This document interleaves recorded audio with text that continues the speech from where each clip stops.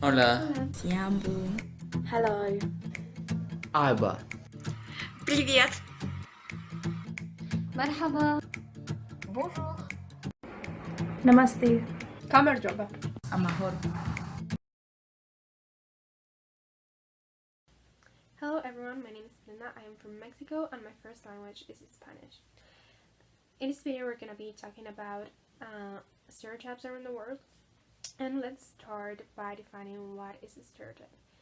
It is an idea or belief about associated characteristics towards certain social groups, and there are simplified ideas about their physical appearance, about their behavior, their lifestyles, etc. Biases actually stem from a very adaptive human trait. They serve us as shortcuts whenever we have to make a decision at this particular moment and we don't have that much time to think through it. However, as much as it is an automatic reaction, they have been taught and learned before, whether it is consciously or unconsciously. If we listen to someone telling us that a certain social group represents a negative connotation, then we are gonna be already judging them without even getting to know them first. And this has led to major issues like racism, discrimination, xenophobia, etc. So let's hear from Abid how these aspects have affected her country, Lebanon. Lebanon is located in the Middle East. It is a highly diverse country due to its location, as it has been a key point of trade between the East and the West. It is amazing the wide variety of ideologies and religions that coexist within its territory.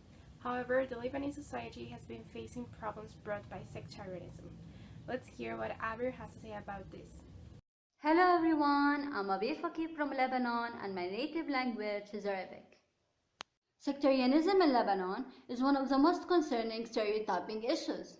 It is deeply rooted in the Lebanese culture, where we have about 18 sects in total. In 1975, a civil war happened due to sectarianism. Until the moment, everything in this country is based on your religious beliefs, whether it's getting a job, getting accepted into university, or even the region where you live. Sectarianism in Lebanon can be solved at the moment, but maybe the adjustment of the rules that are built over religious bases can make the situation better over time. Thank you very much, Abid. Now, probably one of the places from which people have more misconceptions of is Africa. As it is thought to be an overall underdeveloped continent, it is rarely mentioned what steps they are taking towards progress. That's why now we have Lori and Anju to tell us about their country, Burundi. Burundi is located in East Central Africa, and its vast majority of population is Hutu. However, there is a small percentage of Tutsis of the 13%. Since their independence from Belgium in 1962, Burundi has been facing several internal conflicts due to the misunderstandings and unresolved differences between these two groups. However, progress is on its way, not only fighting against intolerance but also fighting against gender inequality. So let's hear Lori and Anju. Hello, my name is Lori and I'm from Burundi and I speak Kirundi. Hello, my name is Ange Ernest Pitonzi. I come from Burundi. I think that most people think that Burundi is a poor country, a country full of wars, discrimination. Yeah, I think it's that. And yes, it's true. Is the truth. There are many political wars. There's still discrimination. Boys say girls shouldn't beat the drums. Girls shouldn't have the same rights as boys. Girls should not go to school. Parents should choose husbands for their daughters. It is the women or girls who have to do the chores in the house. It is the women who have to help the children with their homework. It is the women who have to look at all the things of the house. It is not necessary that the girls finish their studies. Girls have to get married at 18 and boys at 21. But we are developing our country. We are opening our eyes and see the how can I, the other side. We are we are in the way of developing our country, and even if there are discriminations, as an example, I would say where I am studying, I think that there is enough development because we are many girls than boys, and that shows that we have the power. We are humans. We are girls. We know that we are girls, but we know that we can. Now there are things that have changed. For example, girls, if they want, they can finish their studies. They marry who and when they want, and also now boys can help with household chores, and husbands can help their wives look after children or accompany them to school. So I think everything will change in the future. Thanks. Thank you. Thank you very much, Laurie and Angie. Now, one of the biggest allies of discrimination is ignorance. There are plenty of misconceptions around how people from a certain culture are and act, and we often get carried away by them. That's why we have here Olga, who is going to be stressing the importance of getting informed and updated before building an opinion. Olga comes from Russia, a multinational country with over 100 nationalities. It is also the largest country worldwide with over 17 million square kilometers, located in both Asia and Europe. Let's hear Olga. Hello, my name is Olga and I am from Russia, so I speak Russian language. I think that most popular stereotype about my country is that people who live in here is cold and non-sociable. That's not true because this is phenomenon about Soviet people. By the time young generation is open and sociable. I think that solution of this stereotype is if people of another nationalities will interact more with Russians, will understand more reasons why people are so cold. I think when you involved in the process of communication, you want to understand and learn about these people more and more. Thank you very much, Olga. Now let's talk about a very well-known country but sometimes misconceived. England. It is famous for its tourist attractions like the London Tower, Stonehenge, the Big Ben, etc. It doesn't really need much of an introduction because everyone has heard about England, but isn't really how it sounds like, isn't really how it looks like. Let's find out. Let's listen to Leila. I'm Layla, I'm from England, and my first speaking language is English. I think one misconceived stereotype about England is that we all have a very structured way of living that is surrounded by the royal family. People think that we're very posh, we always drink tea, we have dinner parties, and we have this amazing life, when in reality people may be shocked to know that poverty is so high in England, especially in London, where tourists are most attracted to. Another thing is that people think British people only speak English, whereas me and a lot of my friends have family from all over the world, and we also have a lot of diversity in our country, which people may be shocked to know. But in my group at school, I'd say only about 50 to 60% actually originate from England, which gives everyone a great opportunity to know everything about other places in the world. Thank you very much, Leila.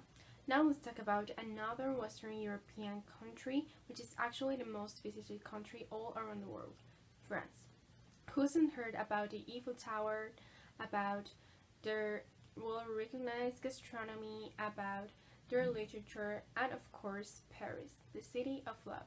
But then again, is it really how it looks like? Is it really how it sounds like? Let's listen to Amandine. Hi, so I'm Amandine and I'm from France. And a stereotype that people have from my country is that we are all romantic. No. French people and France is not really romantic. Of course, we have a romantic culture with a lot of poets and poems and history, you know. But in fact, we're just a country like every other country, you know. So, yeah, I think we shouldn't have this stereotype because French people can sometimes feel bad about not being romantic because we all see some series or TV shows where people go to Paris and they go to the Eiffel Tower with long dresses and etc. But no one dresses with long dresses, and that's kind of sad. And there is not only Paris in France, we have a lot of beautiful cities like Lyon, Dijon, Marseille, or even Strasbourg, or this kind of cities, you know. And yes, I think people should be more aware of other countries' culture, but not having stereotypes that can sometimes injure people, you know. Telling to a French, oh, so you live in Paris, how is Paris? Paris is really romantic. It is just really bad because it is a very big stereotype that French people are trying to fight against. So just learn about a culture that you're interested in, and when you hear something about a country or culture, try to understand from where it comes and if it is true, if it is actual, because yeah, France used to be a really romantic place, but as other countries we have poverty, we have problems, and we're just banal. And yeah, I think people should be more aware of culture and should look at internet sometimes to see that it's not only Paris, it's not only romantic, and you can find very beautiful things in France without having to be romantic. And a lot of people are not romantic at all, like not at all, but they're still French and they don't live in Paris. So try to be more open about everything.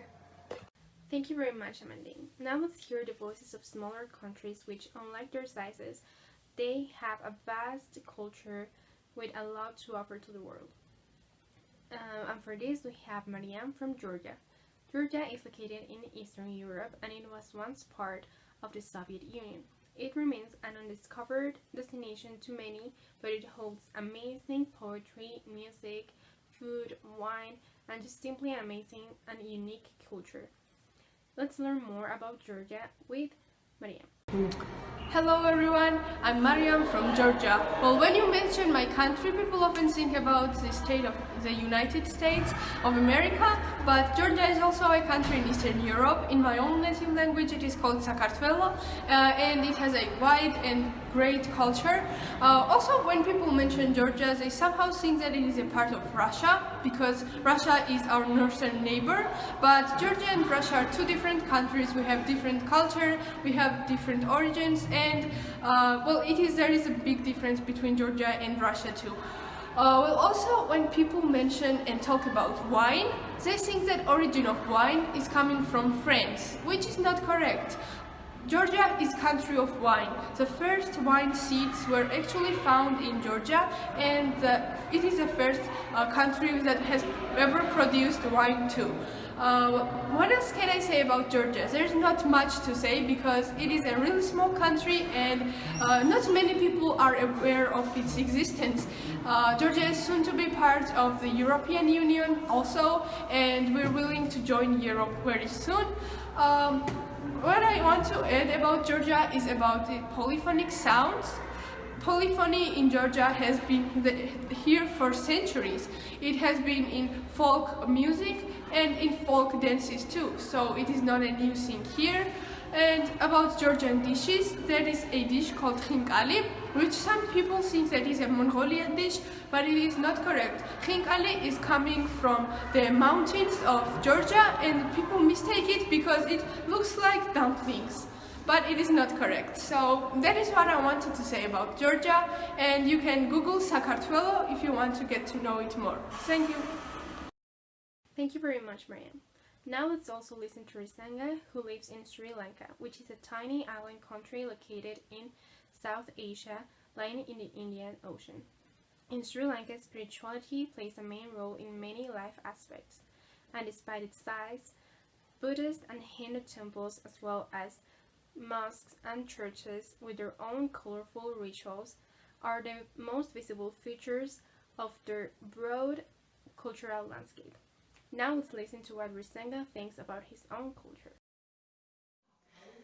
Aiba. Hello world, I'm Risanga Dinsru Bandawa Abegunasekara and I'm from Sri Lanka.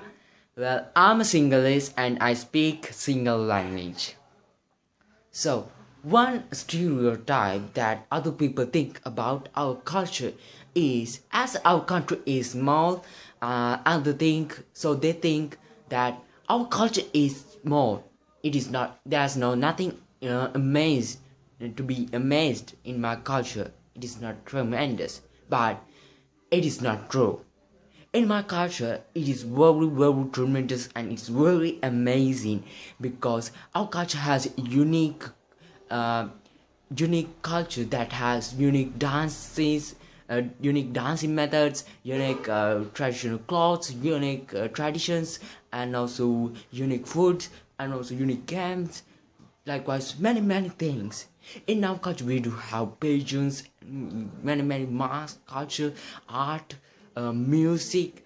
So, in my culture, the people are very amazing because all years we have made many constructions that amaze the people in the world. And also, Sri Lanka is a country with a great history. That I would say, Sri Lanka will not be popular, but it is a tremendous country with amazing culture. Thank you. Aiba. Thank you very much, Risenga. Now let's continue with another South Asian country full of colors, traditions, ancient history, and one of the biggest cultural heritages, India. Hindi is the most spoken language, however, there are over 23 official languages, which shows how diverse India is, and not only in languages but also in costumes, food, religions, ceremonies, and so on. The Indian culture has been represented in many TV shows, but is it really accurate? Let's listen to Marisha. Hello, so I'm from India and I haven't heard any major stereotypes about India, but here are a few. So, one is that we have huge families, and that's kind of true, but now that we're modernizing and all, the families are the size of the families are getting smaller and smaller by the day. For example, my mom has 4 siblings and my nanny had 8, but I only have 1. So if you see, we're just kind of decreasing the size of our families. So that's one.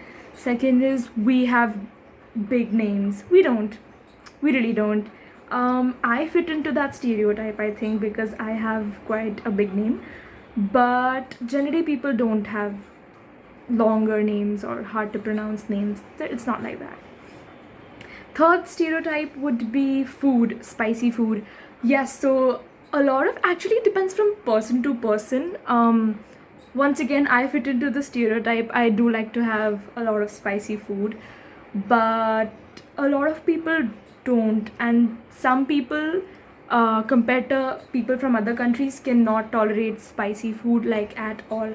So I mean, it depends from person to person, and yeah, that's pretty much about it. Thank you very much, Marisha. Now to finish with the video, let's talk about another highly diverse country, my home country, Mexico. If you have never been here, you might think of it as this: cactuses, messages, big hats, and thinking more negatively, narco-traffic and insecurity. But in reality, Mexico mostly looks like this.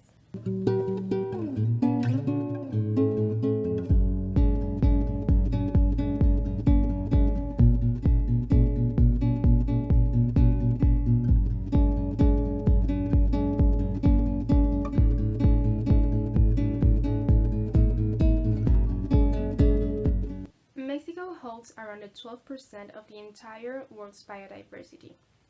It is considered the fifth megadiverse country with over 23 groups of endemic species and 34 different ecosystems. So it is not only beaches and deserts. This diversity has granted us with a wide variety of landscapes, our gastronomy, and traditions. We also have 62 ethnic groups and 69 national languages. After Spanish, the most spoken ones are Nahuatl and Maya.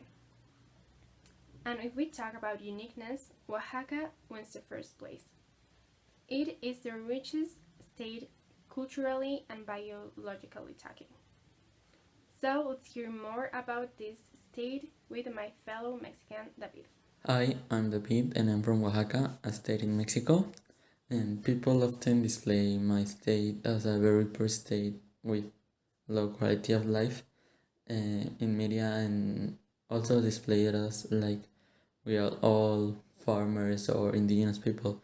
And yes, we have like a strong population of indigenous people. Around 30% of the population here is indigenous, but as the statistics says, it's not only that. We have a lot of cultural diversity in my state. I think we have like 18 different ethnicities living here, and we also have, I think, 2 or 3 cultural heritage in my state. So it is very beautiful, and you can come here to visit. It has great beaches. And also in architectonic places. So it's not only the poor and low quality life that is displayed on the media. Like, yeah, we have that, but like every other place, we have the rich and the poor. It's not like just a plain society. I think nowhere in the world there is a plain society where there isn't power inequally distributed. So I think you can't judge a place based in what you see, and it's very damaging for the people to feel identified with the things they are thought they're bad, but in reality they're not bad. The other people just don't want to see that part of the place. And overall, I think stereotypes are bad because we can't generalize all individuals of a society in one structure. We are all different, and I think what makes us great is our differences. So I think we should like eradicate stereotypes. So thank you very much, David. Now to wrap up, I think that what we can get from what we heard is that we shouldn't get carried away by these stereotypes. As you could see, many of them were outdated and others were just not true at all. We should bear in mind that we are too complex to be defined by just one concept, by just one idea. So the best way to battle biases is to open our minds, build our own opinions, and try to see the big picture by questioning ourselves and learning from each other. So I hope you like this video. Bye. Пока. Aiba. Au revoir. إلى اللقاء. Bye. Adios. Na Juan, please. Namaste. Susvira. Adios.